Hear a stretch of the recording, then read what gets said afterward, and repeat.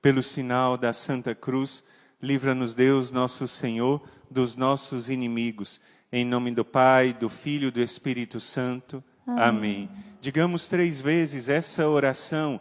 Chagas abertas, coração ferido. Sangue de nosso Senhor Jesus Cristo derramado entre nós e o inimigo. Chagas abertas, coração ferido. Sangue de nosso Senhor Jesus Cristo derramado entre nós e o inimigo. Chagas abertas, coração ferido. Sangue de nosso Senhor Jesus Cristo derramado entre nós e o inimigo. Amém. Hoje a gente vai meditar sobre estes sinais de que uma casa, de que um lar, uma família pode estar tendo um ataque espiritual, pode estar sendo alvo de ataque do inimigo de Deus. Como a gente pode perceber alguns destes sinais e como a gente pode manter o inimigo afastado, expulsá-lo da nossa casa. Então preste atenção porque é informação importante para você e sua família. E estes sinais são sinais que indicam, apontam que a presença do inimigo pode estar lá gerando todas essas consequências. E eu quero que você já anote a primeira passagem, está no livro de Efésios, Carta de São Paulo aos Efésios, capítulo 6, versículo 12. Assim diz São Paulo: pois não é contra homens de carne e sangue que temos de lutar, mas contra os principados e as potestades, contra os príncipes deste mundo tenebroso, contra as forças espirituais do mal espalhadas pelos ares. E eu já esclareço para você que muitas vezes a gente acha que o nosso combate é um combate que acontece contra as pessoas. As pessoas que nos perseguem, as pessoas que chegam e acusam a cada um de nós, as pessoas que vão e fazem isso e fazem aquilo, e a nossa raiva acontece, e muitas vezes a gente perde a paciência, e briga com alguém e diz, para com isso, e a gente esquece que é o inimigo de Deus que muitas vezes semeia a cisanha, semeia o joio, semeia a briga e a contenda. E é por isso que a gente tem que estar com os olhos atentos. Primeira carta de São Pedro, capítulo 5, versículo 8. O apóstolo São Pedro nos diz isso. Sede sóbrios e vigiai. Vosso adversário, o demônio, rodeia a vós como um leão rugindo, buscando a quem devorar. Resisti-lhe firmes na fé. Então o inimigo, ele está rodeando os cristãos para poder nos fazer perder, para poder tirar a nossa paz, porque no fundo o que o inimigo quer é destruir a nossa família. Mas uma vez eu lembro aquilo que a irmã Lúcia disse ao cardeal Cafarra naquela carta, de que o combate final seria do inimigo contra a família. Então a família é o alvo dele, e a gente pode perceber então alguns sinais de que o inimigo está atacando a nossa casa. Mas muitas vezes, presta atenção, a gente acha que o inimigo chega atacando uma casa, que aquela casa é o alvo principal dele. Deixa eu falar olhando para você. O inimigo não está muito preocupado com as coisas materiais. O alvo do inimigo são as pessoas que são criadas à imagem e semelhança de Deus. O inimigo está querendo destruir são as famílias e as pessoas, porque sobretudo o que o inimigo quer é levar cada pessoa ao pecado. O que o inimigo quer é marcar cada pessoa e afastá-la de Deus. E é isso que é a guerra que nós temos que ter atenção. Nossa casa é o lugar onde nós temos esse combate espiritual. E por que o inimigo escolhe a nossa casa? Porque lá é o lugar onde a gente tem as relações com as nossas famílias. Lá é o lugar onde a gente se alegra como família. Lá é o lugar onde a gente se alegra como irmãos. Lá é o lugar onde a gente se encontra. E como família, a gente se junta para rezar. A gente se junta para estar em oração. Pelo menos deveria ser assim. E lá é o lugar onde a gente descansa. Mas é lá na família que o inimigo muitas vezes manifesta este ataque espiritual. Pode colocar de vez em quando, irmã, na câmera 4, que eu vou falando com algumas pessoas sobre esses detalhes que a gente tem que prestar atenção para afastar o inimigo da nossa casa. Primeiro ponto, anota. Veja se este é um sinal de que o inimigo pode estar atentando à sua casa e à sua família. Eu falo de acomodação espiritual. E eu explico. Muitas vezes a gente é meio preguiçoso mesmo, preguiçoso de fazer as coisas de Deus, mas muitas vezes uma acomodação espiritual que a gente fica parado naquela situação é um sinal de ataque espiritual do inimigo. É um sinal de ataque espiritual do inimigo. E eu explico por quê. A gente deve começar o nosso dia em oração. Se você pode, claro, reza o Santo Rosário na madrugada. A gente tem esse Santo Rosário todos os dias, mas se você não pode, mas deve começar o dia em oração. Ao longo do dia, se lembrar de Deus em alguns momentos, se lembrar de dar graças a Deus quando você for fazer a sua refeição, abençoar os alimentos, dar graças a Deus. À noite, antes de dormir, elevar o pensamento a Deus. Eu sei que você gosta de rezar à noite, às vezes nas nossas lives, você está junto aqui, tem momentos de oração que você faz, mas o inimigo muitas vezes faz a gente ficar acomodado e esquece de rezar. E a gente acaba esquecendo de rezar.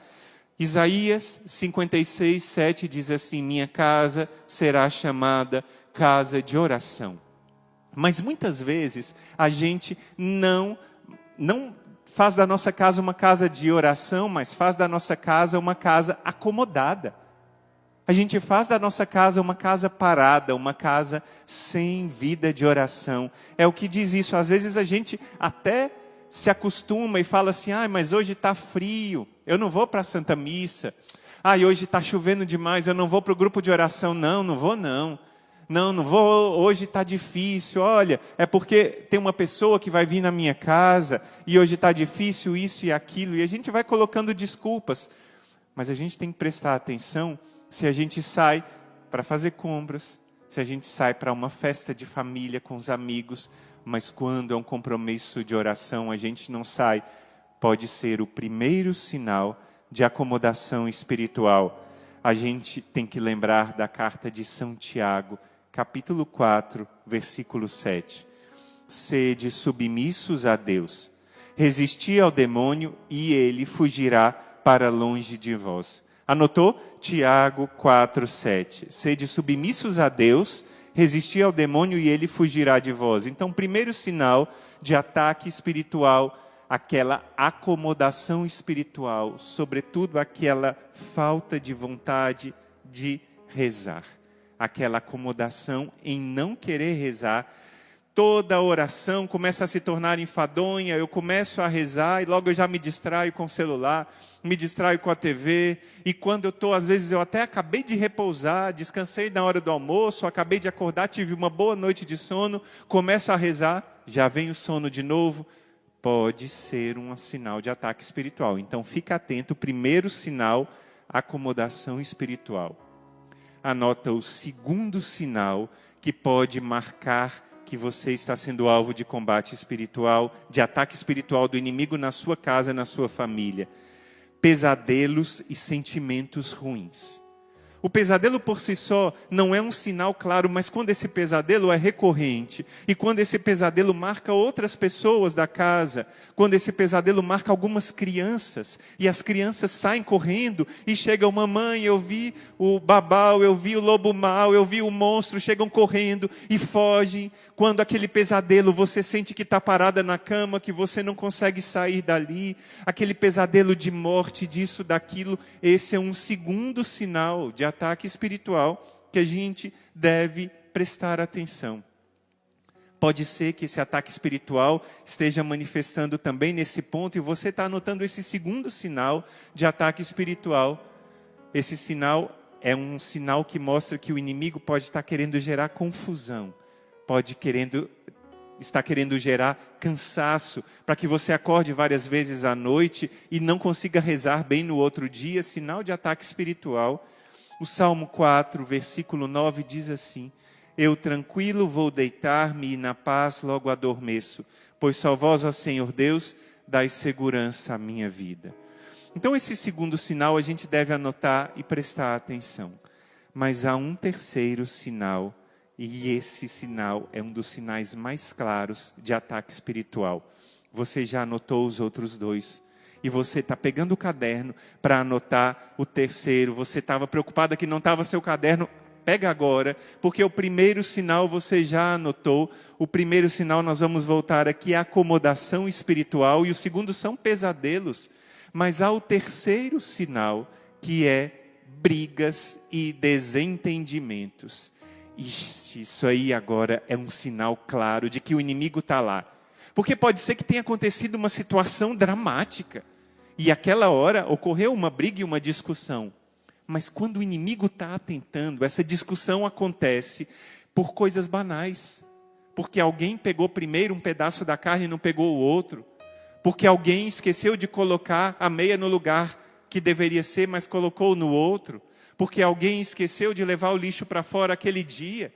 E aí, essas pequenas coisas do dia a dia, que são coisas que a gente deixa passar, quando o inimigo está atentando, as brigas e os desentendimentos vão crescendo. Já viu que tem gente que se irrita com tudo dentro de casa? Que se irrita com a esposa, depois se irrita com a mãe, depois se irrita com o cachorro, depois se irrita com o passarinho, depois se irrita com o vizinho, depois se irrita com isso, com aquilo, com a notícia da TV, com tudo. Isso é um sinal de ataque espiritual do inimigo. Preste atenção.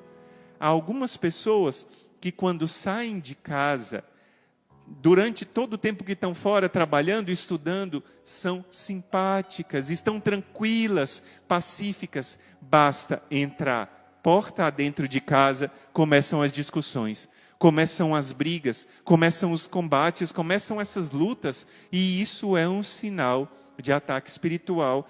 Preste atenção no que está acontecendo.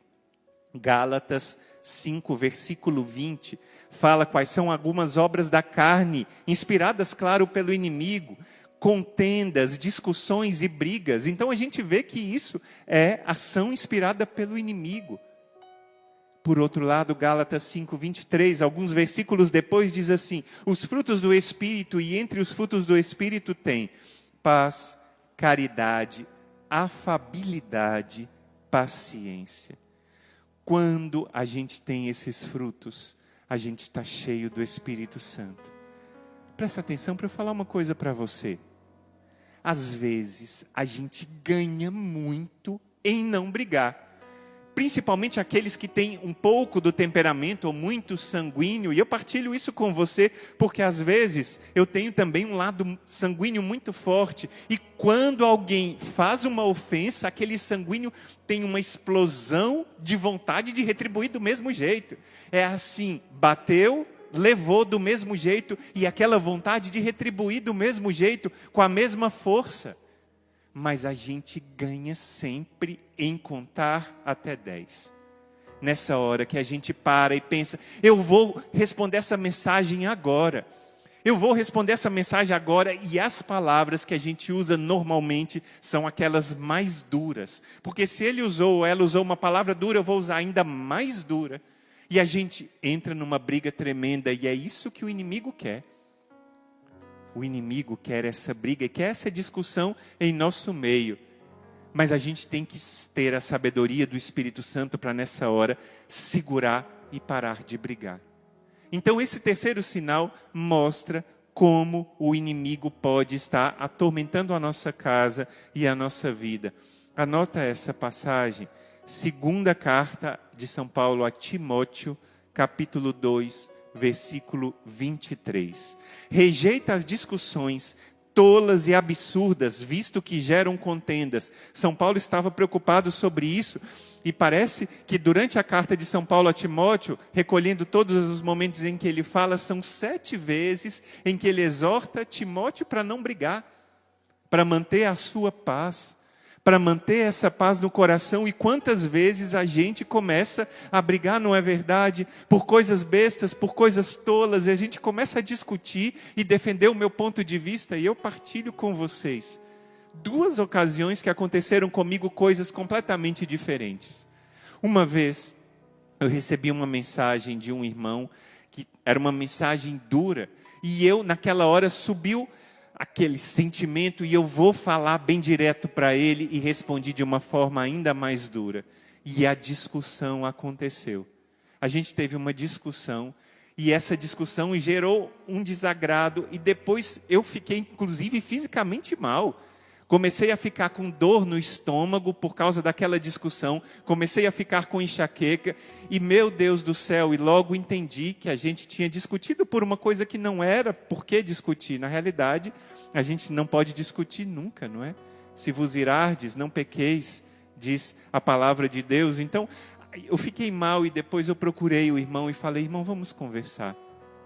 A gente se excedeu, eu primeiro peço perdão ao Senhor porque eu me excedi na mensagem, a gente acabou discutindo. Na mesma hora o irmão falou assim: irmão, eu também peço perdão. Só que isso aconteceu depois que a gente tinha brigado, depois que a gente tinha discutido, depois que aquela situação tinha ficado ruim. Quantas vezes a gente pode poupar essa situação se a gente aprende, e aprende logo, aprende logo a parar um instante. Diz o meu padrinho de Crisma, um homem muito virtuoso, mando um abraço para ele, o Toninho, lá de Divinópolis. Ele diz assim: não há nada que pague o sossego da gente, não há nada que pague o sossego do coração. Então, se é para brigar, espera um pouco, acalma o coração, porque a situação vai resolver. Então você entendeu que um terceiro sinal de ataque espiritual do inimigo é quando as contendas, brigas e discussões por besteira estão acontecendo muitas vezes na sua casa. E talvez você esteja se perguntando, escutando esse vídeo, essa formação: mas irmão, parece que esses sinais todos estão na minha casa. Parece que está isso, aquilo e ainda mais alguma coisa. E tem mais algum sinal, irmão? Tem um quarto sinal que pode mostrar que a sua casa, a sua família está sob ataque espiritual. É a falta de cuidado com a casa. Como assim, irmão? Olha, a falta de cuidado com a casa é um sinal exterior de alguma coisa que não está bem no coração. Uma casa suja, um armário completamente bagunçado, uma gaveta que quando a gente abre, falta pular para fora as roupas que estão lá dentro, que precisa empurrar para fechar porque não está nada organizado, aquele acúmulo de sujeira na pia da cozinha, aquele acúmulo de roupa suja que vai transbordando, aquela sujeira que acontece. Irmão, é falta de tempo, eu trabalho demais, irmão, é muita coisa. Eu sei que é falta de tempo, mas presta atenção como você está empregando o seu tempo quando você chega em casa. Como você está empregando o seu tempo nos sábados, nos domingos. E presta atenção como isso, às vezes, não tem explicação. Por que deixa essa bagunça crescer? Por que deixa essa situação assim? Isso também é um sinal de ataque espiritual que você deve prestar muita atenção. Esses 4 sinais de ataques espirituais são 4. Mas nesses 4 sinais você pode reconhecer que a sua casa pode estar em ataque espiritual. É claro, eu estou falando aqui de coisas que podem ser explicadas pelas emoções. É claro que algumas vezes a gente não está bem, a gente está com dor, a gente está enfrentando uma situação difícil e a gente discute. É claro que diante de uma prova, para entregar um trabalho, para a gente fazer alguma coisa, a gente precisa deixar de limpar a casa por um tempo, mas quando isso vai se tornando frequente, pesadelos frequentes, acomodação espiritual frequente, distração, abandono da oração frequente, brigas e mais brigas, a sujeira sendo acumulada, isso pode indicar um cenário de ataque espiritual. Casa bagunçada é um sinal de ataque espiritual. E eu lembro algumas histórias que o próprio padre Rufus contava para a gente, quando ele visitava alguma casa, onde havia uma pessoa que estava atormentada pelo inimigo de Deus. Ele conta que muitas vezes aquela casa estava de pernas para o ar, completamente bagunçada, completamente desarrumada. E é isso que o inimigo quer fazer, ele quer desarrumar, para que a gente pare de rezar e para que ele vença contra nós e nos mantenha escravos dele. Você percebeu que esses sinais são claros. Mas você deve estar diante dessa situação: irmão, eu fiz o diagnóstico, parece mesmo, eu estou sentindo que deve ter algum combate espiritual. Tem alguma coisa estranha acontecendo aqui.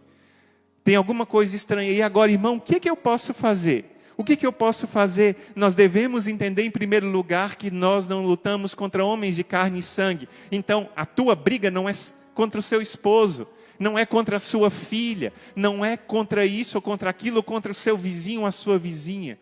A sua briga, se é espiritual, a resposta deve ser com combate espiritual.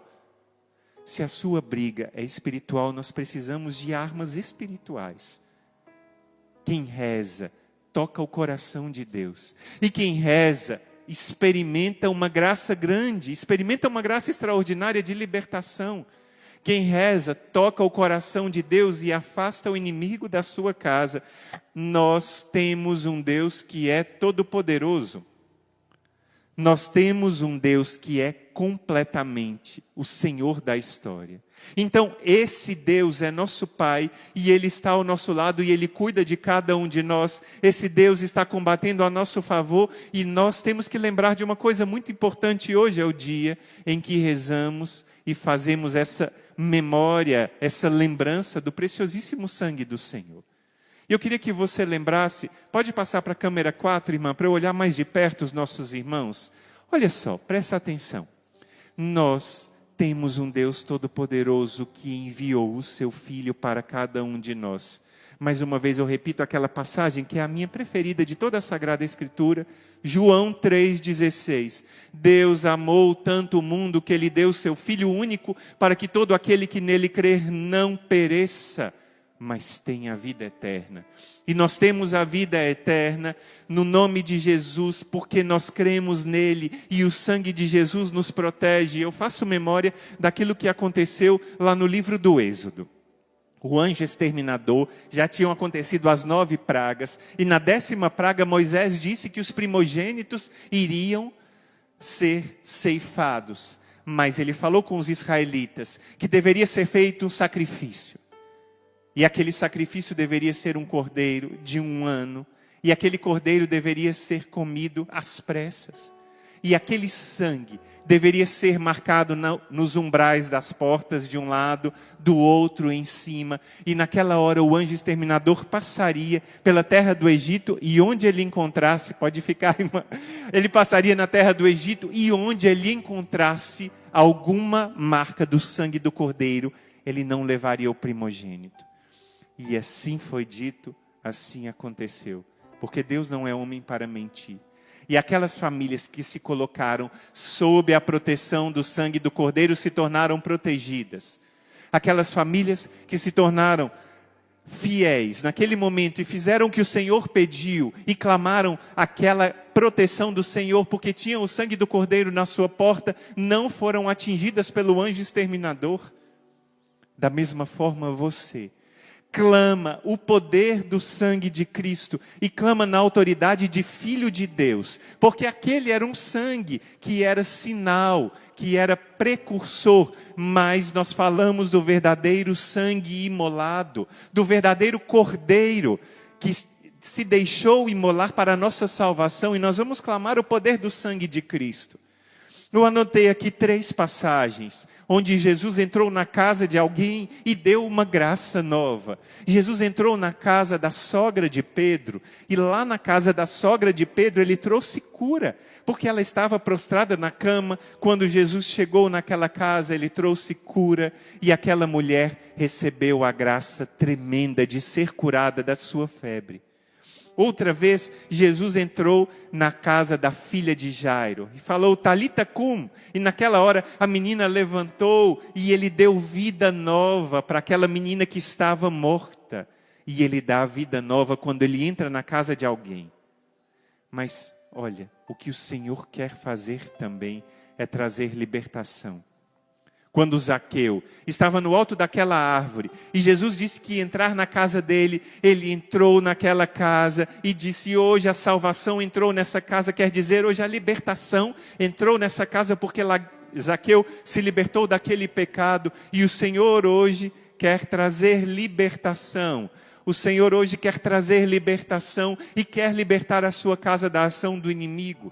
Se você percebeu alguns sinais da ação do inimigo na sua casa, se você percebeu que o inimigo está na sua casa, querendo tirar a sua paz, afastar a sua família e você de Deus. Você percebeu com estes sinais? Pois nós vamos clamar o preciosíssimo sangue do Senhor. E eu preparei junto com as nossas irmãs uma oração muito especial para nós rezarmos juntos. Essa é uma oração muito poderosa ao sangue de Cristo que nós vamos rezar. E pedir a Deus essa graça por meio do precioso sangue de Jesus, que toda a ação do inimigo seja expulsa da sua casa e seja expulsa da sua vida. Que pelo clamor do preciosíssimo sangue, cada ação do inimigo possa ser afastada da sua casa. E eu peço ao nosso irmão João da Cruz que reze comigo essa oração. O irmão João da Cruz vai responder junto comigo quando a gente rezar o Glória. E você, junto com o irmão João da Cruz, vai acompanhando e vai proclamando a vitória de Jesus na nossa vida. Vai proclamando que a sua casa é liberta em nome de Jesus. Por isso vamos rezar juntos. A irmã coloca na tela e a gente reza juntos, um só coração e uma só alma. Clamor ao sangue de Jesus no tempo da tribulação.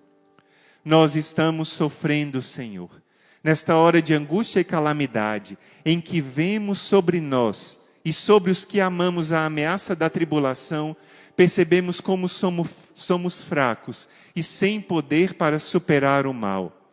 Somos fracos até para compreender como e por que permites que vossas criaturas, vossos filhos passem por esses sofrimentos. Só vós podeis nos livrar, só vós podeis nos esclarecer e nos confortar. Eterno Pai, pelo sangue de Jesus Cristo, misericórdia, assinalai-nos com o sangue do Cordeiro Imaculado, Jesus Cristo, como assinalastes o vosso povo de Israel para o livrardes da morte. E vós, ó Virgem Maria, Mãe de misericórdia, aplacai a Deus, pedi-lhe por nós e alcançai-nos a graça que pedimos. Glória ao Pai, ao Filho e ao Espírito Santo. Como era no princípio, agora e sempre, por todos os séculos dos séculos. Amém. Eterno Pai, pelo sangue de Jesus Cristo, misericórdia, salvai-nos do naufrágio do mundo, como salvastes Noé do dilúvio universal.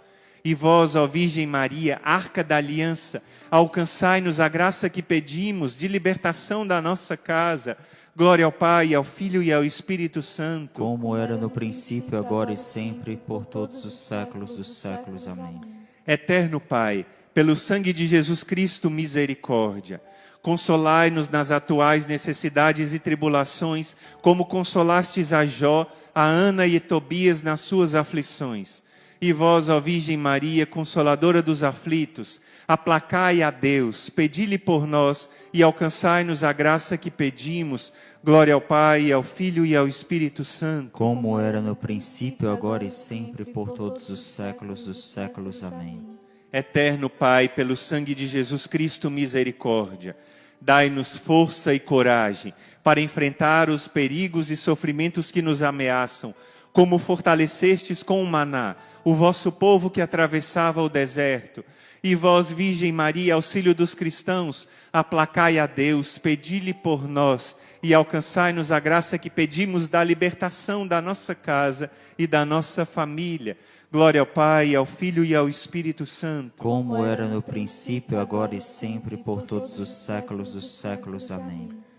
Eterno Pai, pelo sangue de Jesus Cristo, misericórdia, iluminai as nossas inteligências, a fim de encontrarmos a melhor solução para os problemas.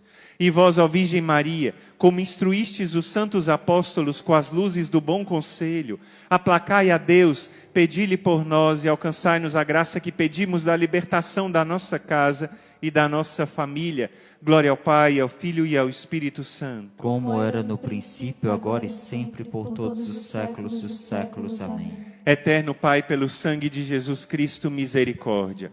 Vós não quereis a morte do pecador, mas sim que ele se converta e viva.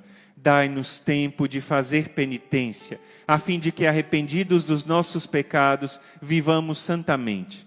E vós, ó Virgem Maria, refúgio dos pecadores, aplacai a Deus, pedi-lhe por nós e alcançai-nos a graça que pedimos. Glória ao Pai, ao Filho e ao Espírito Santo. Como era no princípio, agora e sempre, por todos os séculos dos séculos. Amém. Eterno Pai, nós lhe oferecemos o sangue de Jesus em reparação pelos nossos pecados, pelas necessidades da Santa Igreja e pela conversão dos pecadores. Imaculada Maria, Mãe de Deus, rogai por nós. Jesus e Maria, confiamos em vós. Amém. E nós cremos que com essa poderosa oração de clamor ao preciosíssimo sangue de Jesus, de clamor à Virgem Maria, Rainha do sangue de Cristo, as graças são derramadas à nossa vida.